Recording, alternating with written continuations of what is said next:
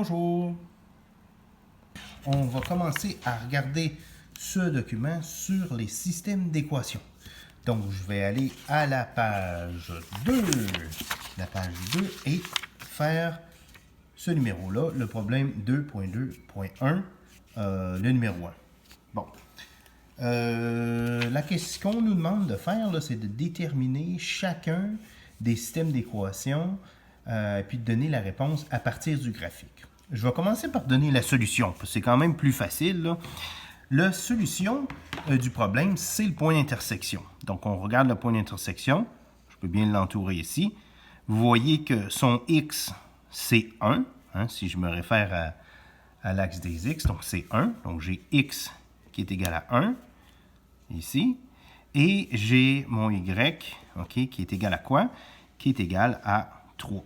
Hein? Donc, qui est égal à 3. Donc, la solution, c'est x égale à 1. Y est égal à 3. Je pourrais aussi écrire ça, hein, comme ça. Le couple solution, c'est 1, 3. Comme ça. Bon. Maintenant, l'autre partie, c'est de trouver c'est quoi le système d'équations. Bon, donc, j'ai deux équations. Hein, donc, je peux tout de suite là, préparer ça comme ça. Je vais avoir une équation y1 est égal à quelque chose, puis un y2 qui est égal à quelque chose. Donc, disons que j'appelle y1 une des deux courbes, là, disons celle en rouge, okay? Et y2 celle en bleu. Donc, on va commencer par trouver c'est quoi l'équation de la droite en rouge. Donc, je vais marquer ici rouge, là, ici, rouge. Bon. Donc, c'est pareil comme d'habitude. On va commencer par essayer de trouver c'est quoi la pente. Donc, j'ai la pente. Donc, comme j'ai mis un indice 1, là, je vais mettre un 1. Donc, je ne mettrai pas un 1, je vais marquer rouge. Je vais mettre un R pour dire que c'est la pente là, de la courbe en rouge. Mais la formule, c'est la même. Hein? J'ai une variation des Y sur une variation des X. Donc, il faut que je me trouve deux points. J'ai le point d'intersection. Je vais m'en servir. Il marche très bien. J'ai juste à en prendre un autre. J'ai le choix. Je vais prendre celui-là ici. Donc, celui-là ici, ça va être mon deuxième point. Je vais l'écrire ici, c'est quoi? C'est, ici, j'ai x égale à 2, puis le y est égal à 7, comme ça. Donc, j'ai deux points. J'ai ce point-là, puis j'ai le point, je vais le remarquer ici, hein, 1, 3, mon point d'intersection. Donc, j'ai fait la différence des y, donc j'ai 7, hein, j'ai 7 ici, moins 3, 7 moins 3, divisé par la variation des x, donc j'ai 2 moins 1, 2 moins 1, et ça, c'est 7 moins 3, ça fait 4 sur 1, donc ça donne 4. Donc la pente, c'est 4. Okay? Donc je sais que mon y1, là, celui de la rouge, là, tiens, au lieu de... oui, je vais le laisser comme ça.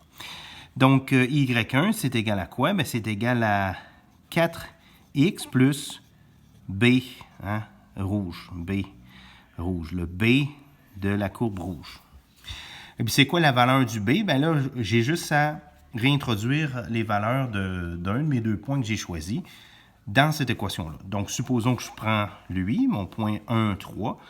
Donc, j'aurai 3 qui est égal à 4 fois 1 plus le B que je cherche, que je ne connais pas encore. Et puis ça, ça donne 4. Hein? Donc, ça donne 4. Donc, si j'isole, il faut que je fais, vous savez, là, je fais moins 4 des deux côtés. Là. Donc, je me ramasse avec moins 1 qui est égal à mon BR, comme ça. Donc, mon équation que je cherchais ici, c'est 4x, hein, moins 1. Bon. Donc là, j'en ai une de faite. Okay? Je peux même mettre ça ici. Là. J'ai fait ça avec le rouge. Là, je vais faire la même chose avec le bleu. J'ai un point déjà, hein, le point d'intersection est encore valable. J'ai juste à en prendre un autre. N'importe quel, mais j'en prends un là, qui tombe là, sur l'intersection de deux lignes, c'est plus précis. Donc j'ai ce point-là ici, okay, et ce point-là, c'est le point x égale à 4 et y égale à 0. Okay, donc là, je fais la même chose. Le A, je vais mettre un petit indice B là, pour dire que c'est ma droite en bleu. Bon, c'est encore la variation des x, des y sur la variation des x. La variation des Y, ben là, je pars, là, il faut que je fasse attention. Là. Je pars de 0, puis je m'en vais à 3. Hein? Si on faisait toujours la droite moins la gauche, là, donc j'ai 0 moins 3 divisé par 4 moins 1. Les X, c'est 4 moins 1. 4 moins 1. Donc ça fait 3 sur 4. 3 sur 3, là, je ne calcule pas bien. Là.